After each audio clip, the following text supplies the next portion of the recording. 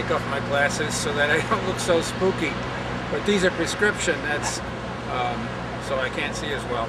But this is a vigil sponsored by Amnesty International to try to influence people to shut down Guantanamo Bay. This is a terribly important issue. Very few people are aware of it. We're just trying to let people know that somebody cares, and perhaps they ought to too. I guess many of the people at this event are kind of amazed that there isn't more knowledge and more outrage over this, because I think the history books will show that this is a hugely important moral issue, and that a lot of people are just not paying attention to what's going on. Almost like, say, in the Holocaust, people are saying, well, didn't you notice or didn't you do anything about it? And people are saying, oh, no, we just went by our lives, it didn't affect us. So, on the other hand, you know, I wish I did more. I feel a little guilty.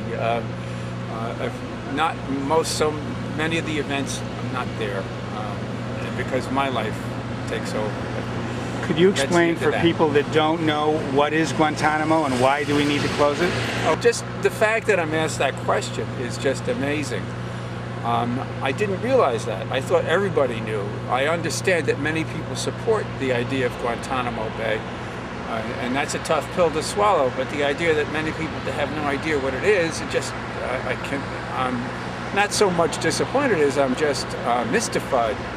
Guantanamo Bay is a prison camp operated by the United States, and it's a weird kind of a setup, because legally the administration is saying that it is not part of the United States, and therefore many of the legal protections that that the United States offers do not apply, because Guantanamo is not part of the United States.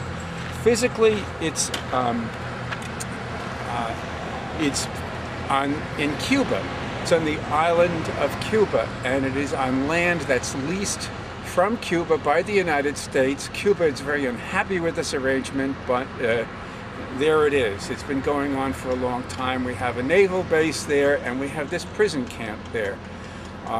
And there are prisoners there who basically don't have any of the rights that most people take for granted according to U.S. law, the Constitution, international law, the Geneva Conventions. It goes on and on and on. And the argument is from the other side that because of 9/11 and the existence of terrorism, we have to take extraordinary measures for our own safety. I would say, basically, I don't know if this phrase on this sign was what I remember hearing when the tax cuts were being promoted and being sold. They were saying that, well, people may think that it's not good for some of our citizenry, but morally speaking, we really have to do it because it's the morally correct thing to do. Well, we're only talking about money in that situation. We're talking about people who can afford their third Beamer if they get the tax cuts.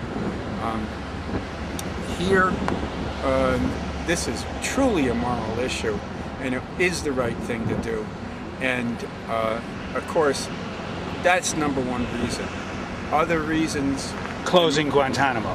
For closing Guantanamo, in my mind, it's just, and closing Guantanamo is only part of it. It's the whole, it's the most leading thing. But basically, treating prisoners according to legal means and affording them human rights as prescribed by our forefathers in the Constitution is really the main issue. Closing Guantanamo is a way to do that. It's the way to get there that seems most immediate to us. But I mean, frankly, if they treat the people well, I don't care if they keep the place open. That's the real issue. But the existence of Guantanamo, it's a way that the administration is basically saying, well, it's not part of the United States, but on the other hand, of course, it is part of the United States because we're the people operating it and running it, and we're the guys who have the guns. So why do you do this? Why spend your time, you know, coming out and helping to change the opinion of other people? Why is that important to you?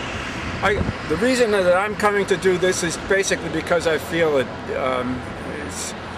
it's sort of like a moral imperative.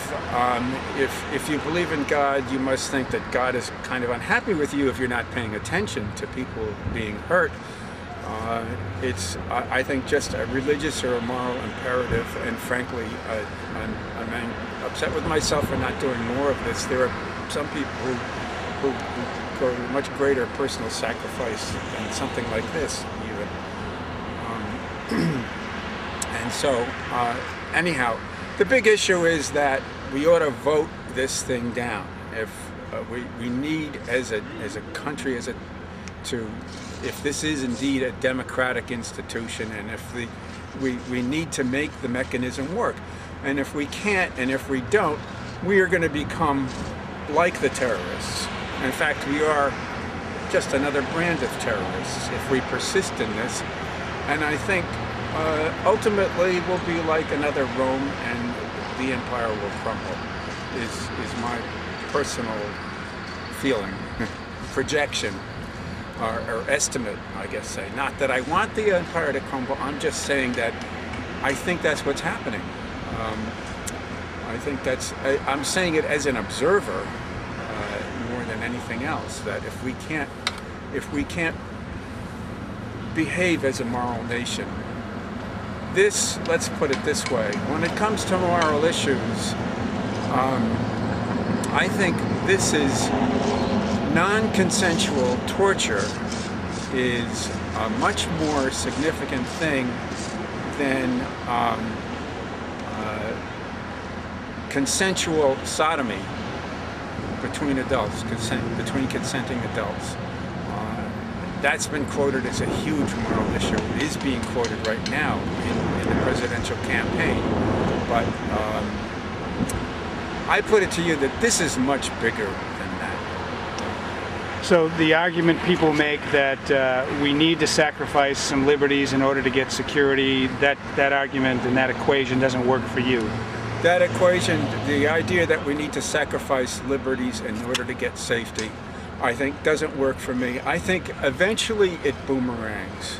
I think the most obvious way that it's going to boomerang is when any of our people in the Middle East who are in harm's way, who are at risk, when they get captured, the treatment they can expect, I think, is pretty grim. With this kind of thing as a precedent. And that's the leading edge. That's where it begins. And I think basically we're in a race to the bottom morally with the rest of the world.